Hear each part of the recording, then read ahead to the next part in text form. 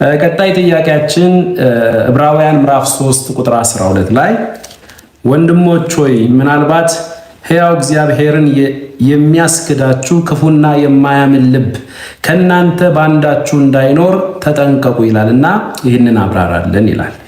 ቆንጆ ጥያቄ ነው። ዕብራውያን መጽሐፍ በተለያየ መንገድ ማብራሪያ መጽሐፍቶችን እየፈለጋችሁ ልታጠኑ ይገባል። ለምን? መጽሐፉ ጩኸቱን ስለተቀማ ማለት ነው። ሰዎች መጽሐፉ የሚጮኸው ሌላ ነው፣ እነሱ ቀሙት ጩኸቱን እና ይጠቀሙበታል። በአጭሩ ዕብራውያን መጽሐፍ ላይ ያለው ጠቅላላ ሐሳብ ምንድነው? በአዲስ ኪዳን የተሻለ ነገር መጥቷል፣ የሚበልጥ ነገር መጥቷል። ከዛ ውስጥ አንዱ የቀረበው ነገር ምን እንደሆነ ታውቃላችሁ? ብዙ የተሻሉ ነገሮች ቪዲዮስ ግቡና የወንጌል እውነት ቤተክርስቲያን ብላችሁ በአማርኛ ወይም ዳዊት ፋሲል ሚኒስትሪ ብላችሁ በእንግሊዝኛ ጻፉና የሚመጣውን እሱ ውስጥ የተሻሉ የአዲስ ኪዳን ነገሮች የሚላል። በነገራችን ላይ ከ300 በላይ ቪዲዮዎች ናቸው ያሉት። አንዳንድ ቻናሎች አሉ መስለኛል። እዛው ስትገቡ ብዙ አታገኙም። ዋነኛው ቻናላችን ውስጥ ግቡ፣ የመስቀልና የበግ ምልክት ያለበት እዛው ከ300 በላይ ቪዲዮ አለ። አንዱ የዕብራውያንን ዳሰሳ ነው። እሱ ምንድነው? የተሻሉ የአዲስ ኪዳን ነገሮች የሚል ነው። የዕብራውያን ጥናት ነው እና በአዲስ ኪዳን የተሻሉ ነገሮች መጥተዋል። ምዕራፍ 1 ላይ የተሻለ የቃል መገለጥ መጥቷል። ምዕራፍ 2 ላይ የተሻለ ቤተሰብ መጥቷል። ምዕራፍ 3 ላይ የተሻለ ሹመኛ አለ፣ የተሻለ ሹመኛ ከሙሴ በልጥ ክርስቶስ። ምዕራፍ 4 የተሻለ ሰንበት ወይም ዕረፍት መጥቷል እና ከ5 ጀምሮ የተሻለ ሊቀ ካህናት መጥቷል ይላል። ወደ 9 10 ስትደርሱ ደግሞ የሚገርም ነገር ታገኛላችሁ። ምንድነው? የሚሻለውም የሚበልጥ መስዋዕት የኢየሱስ ክርስቶስ ቅዱስ ሰውነት ምንድነው? በምንድነው የተሻለው ነው? ምዕራፍ 9 እና 10 የብሉይ ኪዳኑ መስዋዕት ዛሬ ለኃጢአት ያቀርባለሁ፣ ነገም ስስት አቀርባለሁ፣ ከነገ ወዲያም ኃጢአት ስሰራ አቀርባለሁ እድሜ ዘመኔ። ከሁሉ በላይ ደግሞ በዓመት አንድ የሚቀርበው የኃጢአት ማስተስሪያ ደግሞ የሚባል በዓል አለ። ጭራሽ እንኳን ኃጢአቴን ሊያስወግድ የረሳሁትን ኃጢአት ዓመቱን ሙሉ እንዳስታውስ የሚያደርግ የኃጢአት ማስታወሻ ነው። በአዲስ ኪዳን የቀረበው የኢየሱስ ክርስቶስ ቁርባን ወይም ሰውነት ገላ ግን የእድሜ ዘመን ኃጢአታችሁን አንዴ ነው ያስወገደው። አቶንመንት ይባላል። አትዋንመንት የባለፈውን ኃጢአት የዛሬውን መተላለፍ የነገውን በደል በአንድ ጊዜ ያስወገደ ነው።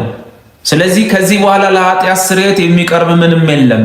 በመረቀልን በአዲስ መንገድ ወደ ቅድስት መግባት ብቻ ነው የሚቀረን። ግን ችግሩ ምንድን ነው? ዕብራውያን መጽሐፍ ላይ ይሄ የድሮ አባቶች በእምነት ነው የተመሰከረላቸው፣ ያለማመን ጠንቅ ግን አለባችሁ። አንዴ ለዘላለም ባቀረበው የቀደሳቸውን የዘላለም ፍጹማን ያደረጋቸው፣ ያለማመን ችግር ግን አለ። ምዕራፍ 3 ላይ ያለማመን ጠንቅ። ስለዚህ የቀደሙም አባቶቻችሁ እግዚአብሔር ብዙ ነገር አድርጎላቸው ባለማመናቸው ጠንቅ አልገቡም፣ ሳይወርሱ ቀሩ። ስለዚህ እንዲህ አይነት ትልቅ መስዋዕት ቀርቦ ይሄንን አለማመን ትልቅ ኃጢአት፣ ይሄ አውቆ ፈልጎ ኃጢአት መስራት ይባላል። ዕብራውያን መጽሐፍ አንዴ ለዘላለም ድናችኋል ነው፣ ሌላ ትምህርት የለው። አንዴ ለዘላለም ተቀድሳችኋል፣ አንዴ ለዘላለም ጸድቃችኋል። ችግሩ ምንድን ነው? ትልቅ ኃጢአት ይሰራል። ምንድን ነው ሲባል አለማመን። የሚገርመው ነገር ዕብራውያን መጽሐፍ አንዴ ለዘላለም ተቀድሳችኋል ብሎ አስተምሮ ይሄንን የማያምኑ አሉ እና ይሄን አለማመን ደግሞ ኃጢአት ነው። እንዲህ አይነት መስዋዕት ቀርቦላችሁ አውቃችሁ ኃጢአት ምሰሩ ከሆነ አሁን ያንን ኃጢአት ብዙዎች ምን ያደርጉታል? የሆነ የስነ ምግባር ኃጢአት ኖ የአለማመን ኃጢአት ያጠና ዕብራውያንን ኃጢአቱን ያገኘዋል። ከምዕራፍ 3 ጀምሮ ያለ ኃጢአት ነው። እንዴት አድርገው ወደ ኤቲክስ እንደወሰዱት አይታወቅም። ያለማመን ኃጢአት። ስለዚህ ይሄንን በቃ ወዳችሁ አውቃችሁ ነው የምታደርጉት። ከዚህ በኋላ ሌላ የሚቀርብላችሁ መስዋዕት የለም።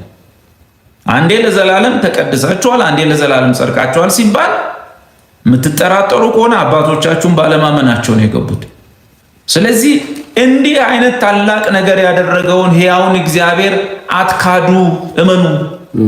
የሚያስክር ልቦና ውስጣቸው አይኑር። የእስራኤል ልጆች ትልቁ ችግራቸው በቃ መግባት አንችልም፣ መውረስ አንችልም። እንዴት ሰው በአንድ ጊዜ ይድናል? እዛ ድሮም በረሃ ውስጥ ያሉ እንደዛ ነው ያሉት። ልንወርስ አንችልም፣ በረሃ ውስጥ ሊጨርሰን ነው ውጡ ያለን፣ እንዴት እንገባለን? 12 ሰላይ ተልኮ 10ሩም የእስራኤል ሰላዮች መውረስ አንችልም፣ መግባት አንችልም። ከዛ ምን ይላል? እግዚአብሔር በቁጣው ማለባቸው። ያን ጥንስ ነው ያመጣው። ከእናንተ መካከል የማይበቃ ምስል እንዳይታይ እንፍራ፣ ተጠንቀቁ። አንዴ ለዘላለም ቀርቧል። አንዴ የፍየልና የበግ ደም አይደለም፣ የኮርማ ደም አይደለም፣ የኢየሱስ ደም አንድ ጊዜ ቀድሳቸውን የዘላለም ፍጹማን ያደርጋል። ይሄንን የማያምን የሚክድ የሚጠራጠር ሕሊና አይኑራችሁ ነው። ይሄ ነው። ስለዚህ ዛሬ ምክራችን ያ ዕብራውያን መጽሐፍ ላይ የቀረበውን የተሻለ ነገር የማያምን የሚጠራጠር ዕብራውያን 10 እኮ ኃጢአት ነው የሚለው ኃጢአት። ከዚህ በኋላ ሌላ ምን ሊያቀርብልን ይችላል? ይሄን አቅርቦ ማናምን ከሆነ ኃጢአት ነው። ምን ሊቀርብልን ይችላል? ለሁሉም ኃጢአት የሚሆን መስዋዕት ቀርቧል። አለማመን ለሚባል ኃጢአት ግን የቀረበ መስዋዕት የለም። ለየትኛውም የሰው ድካም ኢየሱስ ኃጢአታችንን በእንጨት ላይ ተሸክሞ አስወግዶታል። አቶንመንት አት ዋን መንት በአንድ ጊዜ የባለፈው ኃጢአት፣ የዛሬው መተላለፍ፣ የነገው በደል ተወግዷል። ነገር ግን ካላመንክ ለአለማመንህ የሚቀርብ ምንም መስዋዕት የለም። ሕሊናን የሚያስክድ አእምሮን የሚያስክድ ትምህርትን የሚያስክድ ነገር ከሆነ እንግዲህ እንደዛ ነው ማለት ነው። ኦኬ፣ እግዚአብሔር ይመስገን።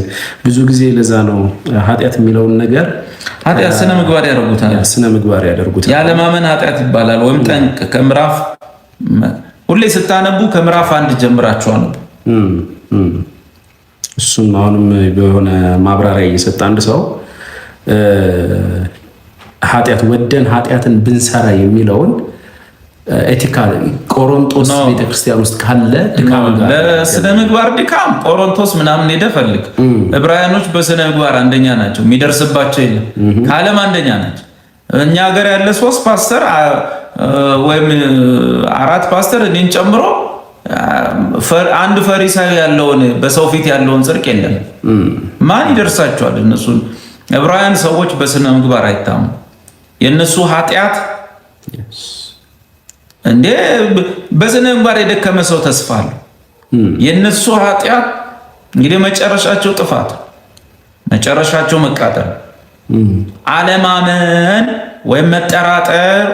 እንዴት አንዴ ቀርቦ ለዘላለም ሰው እንዴት ይድናል የሚል ሕሊና ዕብራውያን 10 ላይ ክፉ ሕሊና ብሎታል።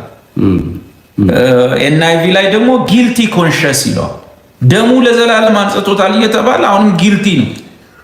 እንዴት ሰው ይጸድቃል? ስለዚህ ኤንአይቪ ጊልቲ ኮንሸስ ይለዋል። የእኛ መጽሐፍ ጥሩ ገልጦታል። እንደዚህ አይነቱን ጭንቅላት ክፉ ሕሊና ብሎ ገልጦታል።